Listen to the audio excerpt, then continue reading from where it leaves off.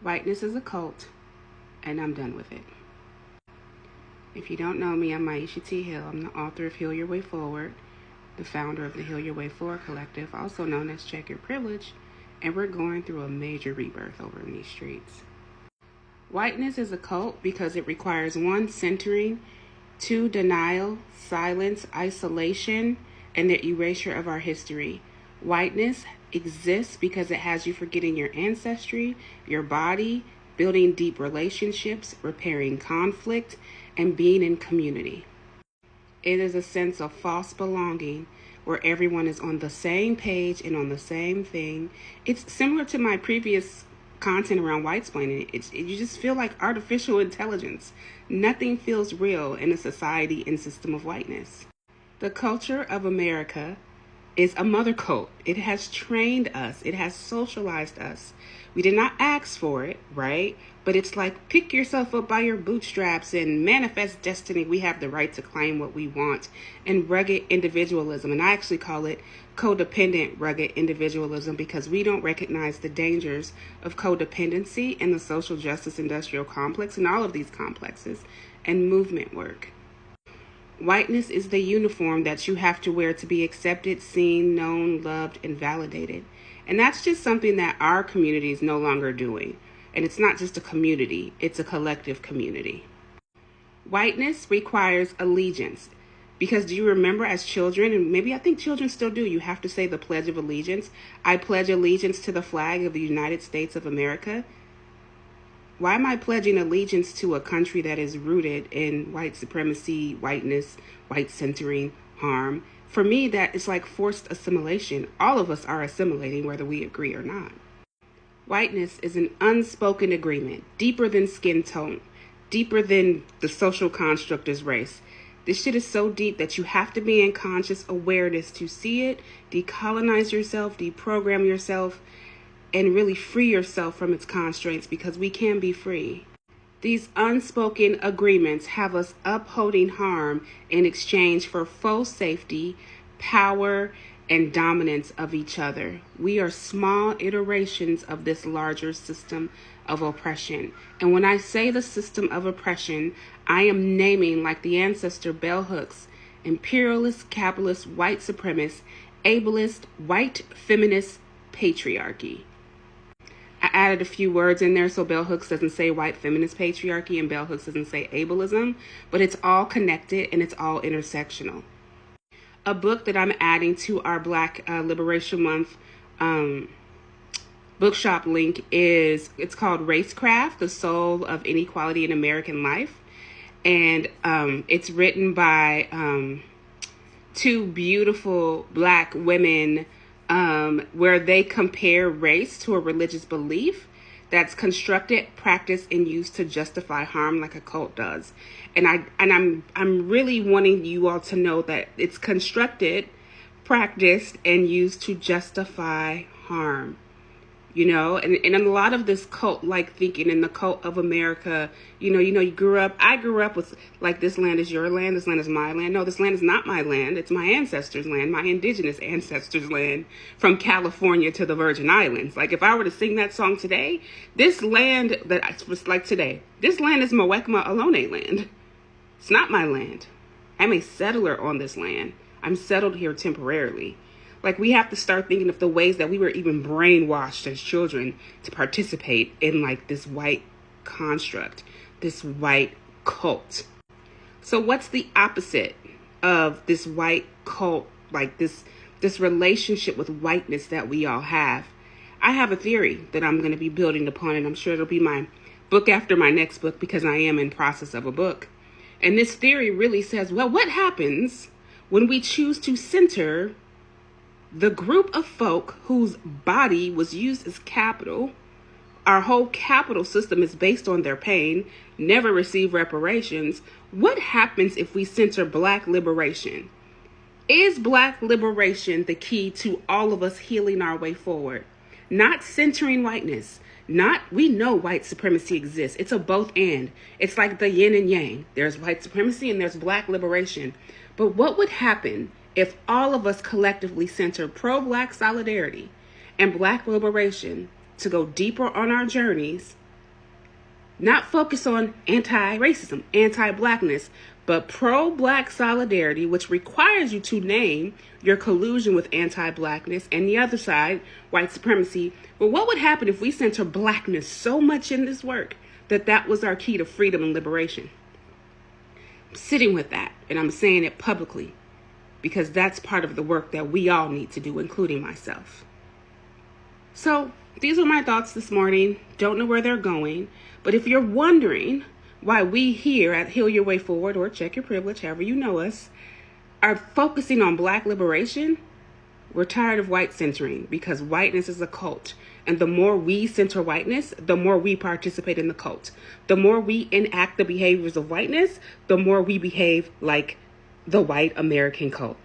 Anyway, love to hear your thoughts. Talk to you later. Ciao. This is a very interesting comment, and you can't make anyone do what they don't want to do. And white responsibility, I think you got to start with yourself. So if you're telling me you went to a bunch of workshops and now you just got it, this is intergenerational healing work. And until people in white bodies see it as intergenerational healing, you're going to keep forcing people to change. And when you try to force somebody to change, they don't change. You can't force people to see you how you want to be seen. It's like being a pick-me. Look at me. You remember Mad TV? There was a little, the actor would play Stewie. Look what I can do. It's like watching a bunch of people saying, look what I can do. Look what I've done. Look at my healing. Look at this journey. Take this journey. And, you know, there was a saying, you can take a horse to water, but you can't make them drink. And so at some point, when is the responsibility no longer yours? Because while y'all over there trying to convince your Uncle Joe to take this journey, you could actually be pouring into communities that need your support. The energy that you're putting in convincing people is energy that you can actually be using, like with your hands, volunteering, supporting people who really need support, who actually like that really want it, instead of convincing people to take a journey. They're not interested. And that's something that I also find really interesting in America. It's like constantly we're just trying to convince and like have people do things. That if someone doesn't want to do anything, you have to let it go. I mean, you know, I've been faced with so much in the last recent months. It's like, okay, like I have literally had to just say, okay, like people know what they want. People know what works for them. And it's okay that when someone says, hey, this doesn't work for me, okay, detach from the outcome. We are not going to see change in our lifetimes. So now we need to start accepting that. And like I was on a panel yesterday, and like the most beautiful thing was we're actually fighting to rehumanize each other. We're fighting for our humanity. You know what I'm saying? Like more than anything. And so I don't know. I'm just resting after a long day yesterday, just really reflecting on some of the comments. But thank you for sharing. You don't have to explain yourself to me. If you're on a liberation journey, I know why you're on the journey. I spend so much time in practice groups with white-bodied folks. And one of the things that I'm often hearing is, as a white person on a liberation journey, it's my responsibility too. And so many of you say it that it sounds like a script, or it sounds like you've been brainwashed to believe you need to justify, defend, and explain why you're on the journey. And instead of just naming, I'm on this journey because it matters. The danger of the social justice industrial complex is that it's almost a cult, and there is cult-like thinking, and there's no free thinking. It's like we all believe the same thing, we all do the same thing, and the words have become the script. So instead of living into the work, you all are doing the work like AI robots and not allowing yourself to embody the journey. One of the things I've learned as a practitioner, facilitator, a person who's had a wide variety of experiences, specifically the last 9 months, is if I'm on a journey, I don't have to explain myself or why I'm on the journey. If I'm telling my why is to get other folk to get on the journey with me. Not to tell teachers, specifically me as a Black woman, why you're on the journey. I know why you're on the journey. Your why matters, but it's the way that you sound when you say it. It's as a white woman, as a white man on an anti-racism journey, I have a responsibility to make sure Black Lives Matter, that I talk about the genocide in Gaza, that during LGBTQ Pride Month, that we make sure that trans women are seen as women. I understand what you all are saying, but I don't think you understand that it doesn't sound authentic. And that's something that when I talk about cult-like thinking, a lot of people come into my space, they think I run a cult. It's not a cult. I think the problem is that you all don't know how to be free thinkers. So when you come into a space, that's like, you're here to take the journey. Our job as guides and facilitators, we're just guides. We're on the same journey. We're in community.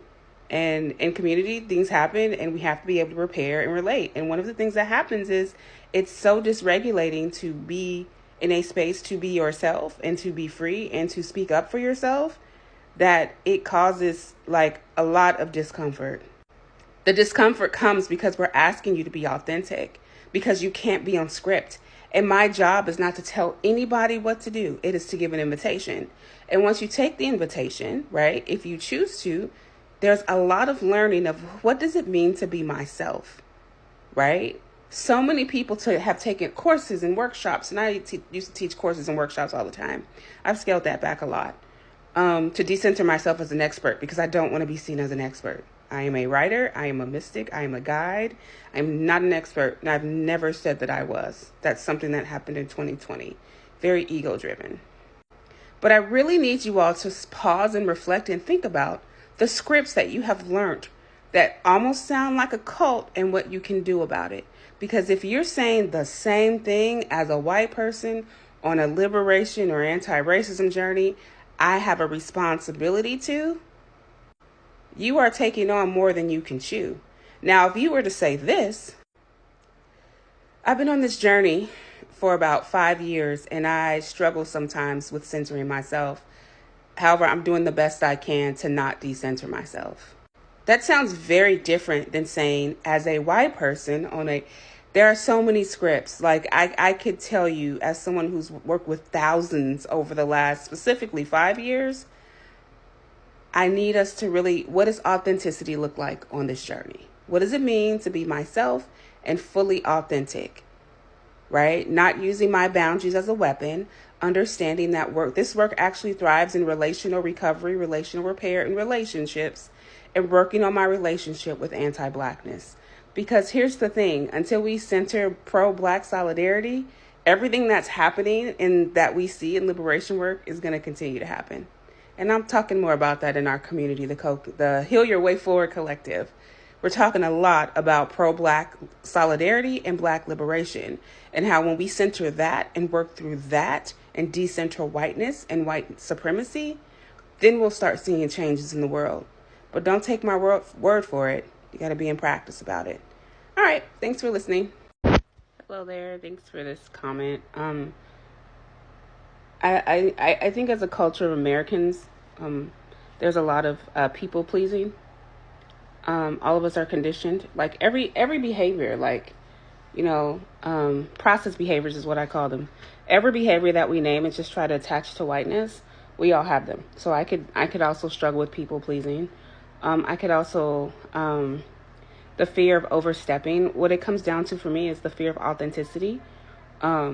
Because when you're people pleasing, you're not authentic. When you're careful not to overstep, you're not authentic. And when you've been in spaces that told you to deny how you feel, that don't offer space for repair, and can we just keep it real in America? We don't talk about conflict and rupture. And my friend Dr. Yolanda Renee talks about connective conflict. We don't talk about the possibility of connective conflict. We kind of just avert it and run. I would say, yeah, there's a lot to consider.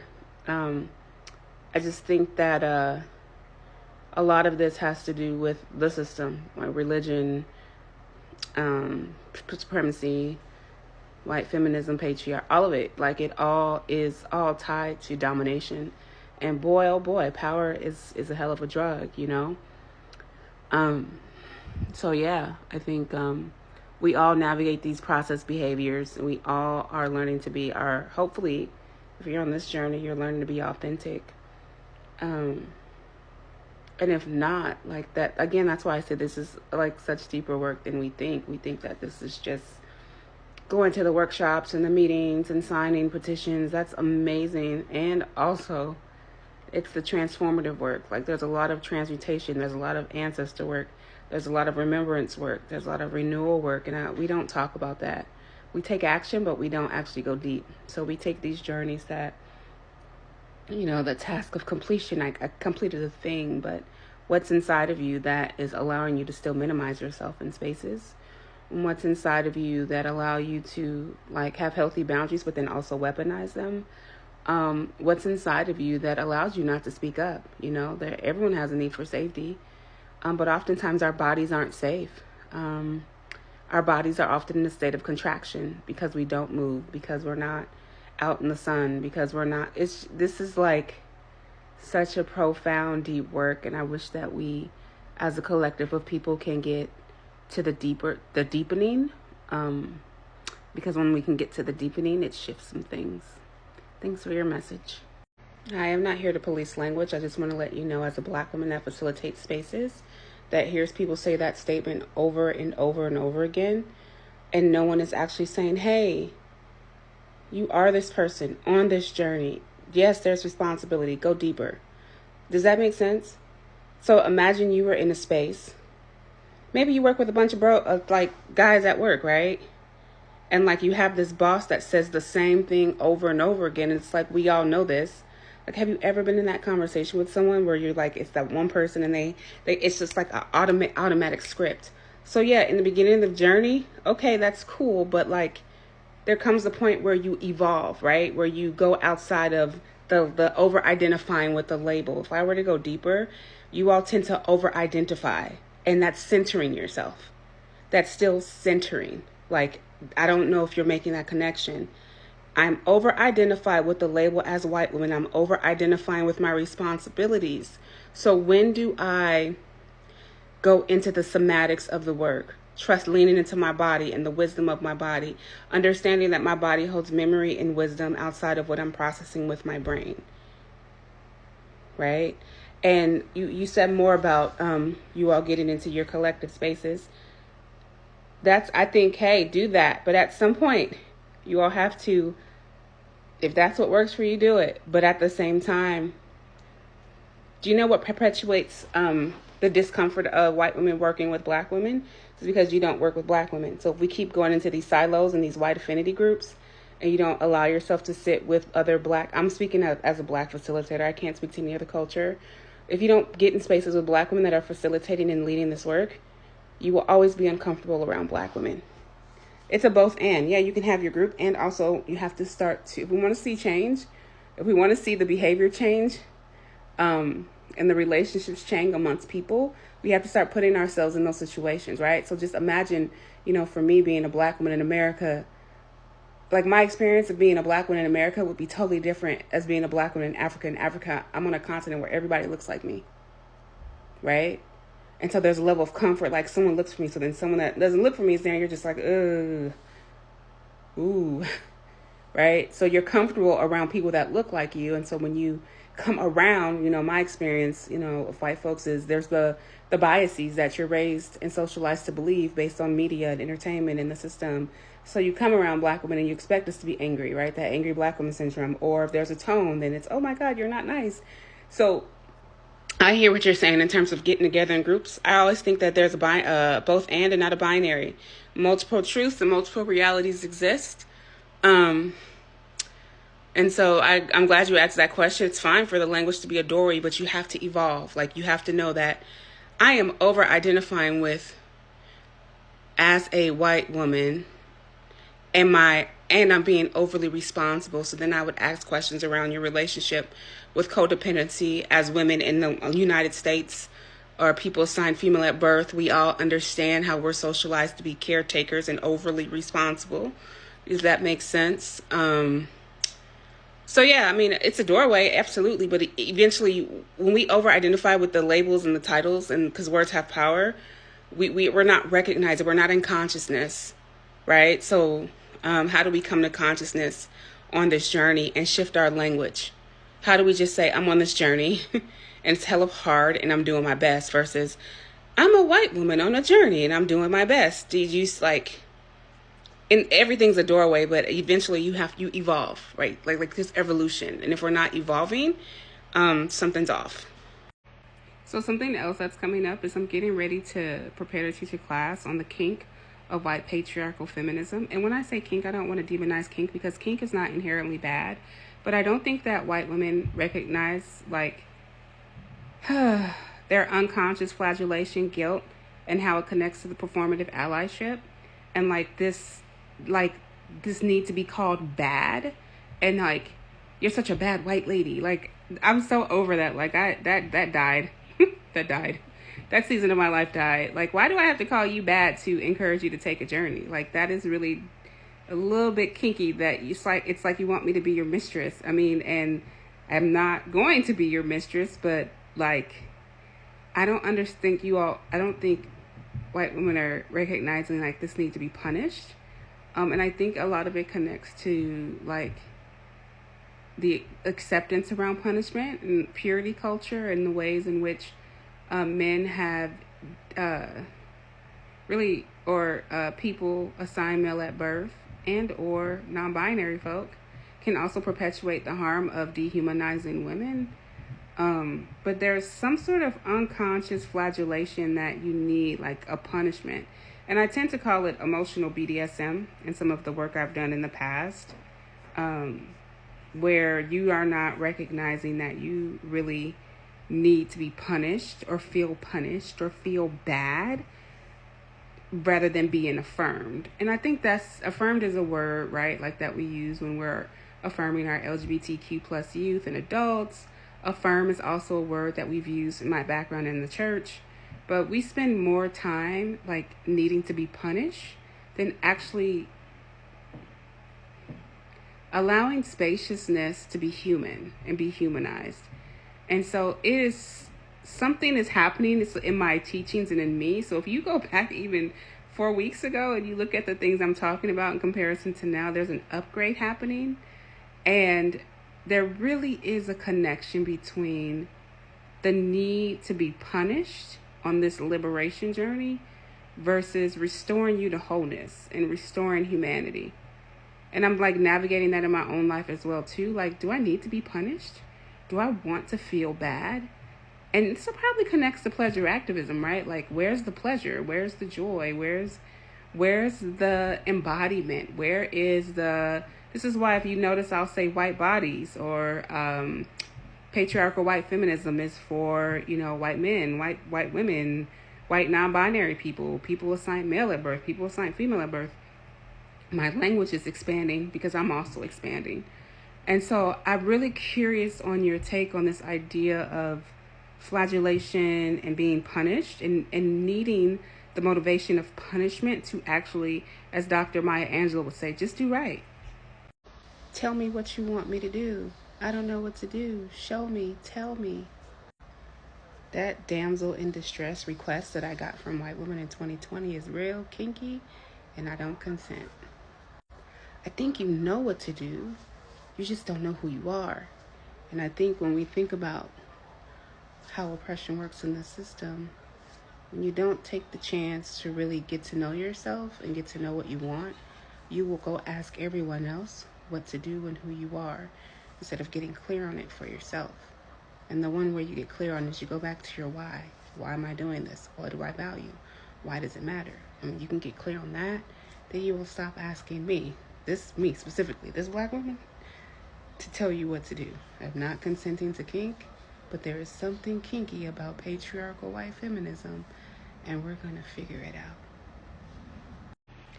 This whole system is built based on humiliation, ritual, hierarchy, power, and we are all like socialized by our parents to uphold it and to literally allow it to rule us as bodies. There's nothing that's not by design, that's not an accident. So why can't we escape it? I have a theory that we can. It's probably a very over the head esoteric theory, but we actually can be in it and not of it. I think we're fighting. I'm not fighting. So much people out there fighting. You know what I'm saying? I do believe in freeing all oppressed people around the world. And also, there are pathways to freedom. It just like, how do we live free in a system that is ruled on domination, power? Like, what does that look like? And for me as a black woman, and I don't want to assume your cultural traditions and practices, I know what practices I have to turn to experience a sense of freedom. And then I also saw the movie Sinners last night, and at the very, like, one of the end credits, it's like, you know, just for one night we finally felt free, which was really a powerful line. So what are the ways that we can reclaim our freedom is what comes up for me, right? You know, if we think about it, like, I remember when I had a 9-to-5, and if I got a 9-to-5 again, I would totally and completely do it a lot differently than I did in my past. Like, how do I reclaim my body at work? Am I going to sit all day? I'm going to ask for a standing desk. I'm going to take my 2 15-minute breaks and my 30-minute breaks, and I'm going to go move my body. I'm not going to sit and death scroll. Like, there are little ways to start reclaiming your humanity and, like, rehumanizing yourself while you have to be in the system. And I just think that we're moving so fast and in so much urgency, and they're throwing so much at us intentionally that our nervous systems don't have enough time to regulate, slow down, and see what solutions are possible and what freedom can really look like. We're not dreaming, we're not creating, and we're not in our imaginations. And until, Dr. Nicole Ross talks about this a lot, we have to get into our imaginations, we have to start dreaming, and we have to start creating the world in which we want to see. I'm doing it. I got some friends that are doing it, but we're the group of folks that look like the woo-woo hippies, and sometimes you just don't have to care what you look like. So yes, to all of this, and why can't we escape it? The escape comes when you remember you are a human in a body. You have to remember to slow down. You have to tap into, even white folks, y'all got ancestors and y'all had ancestral practices, but you have to slow down enough to remember. And how do you do that when you're constantly desensitized with information? And as someone who's recently, like, overcoming an addiction to electronics, like, COVID has exposed all my addictions, and work and everything else. I think slowing down is where we will find the answer, and creating and writing and painting. Like, in revolutions, there were always artists, right? So how can you see yourself as an artist in this moment? We can escape it, right? We just have to choose. I think the word escapism, why did they come up with that word? You are in choice of how to free yourself from it. I don't know. I mean, they're called the interlocking systems of oppression because they have to uphold all the systems. Imperialist, capitalist, white supremacist, ableist, white feminist, patriarchy. I should add religion in there because there's never a separation of church and state. Remember, we are willingly submitting to be dominated, oppressed, saved through different ways. And then we are reinforcing it on each other. That's why I don't participate in the social justice industrial complex. It doesn't allow free and critical thinkers anymore. It's all binary. It's all rules. And if we're following rules in the social justice industrial complex, we're following rules. Hierarchy. The reinforcement of hierarchy. What does liberation mean to us? What does freedom mean? It's not about just belonging. A lot of us don't want to belong. Me and my friend Anoy were talking about this today. We don't want to belong. That means belonging in America is centering whiteness and reinforcing it.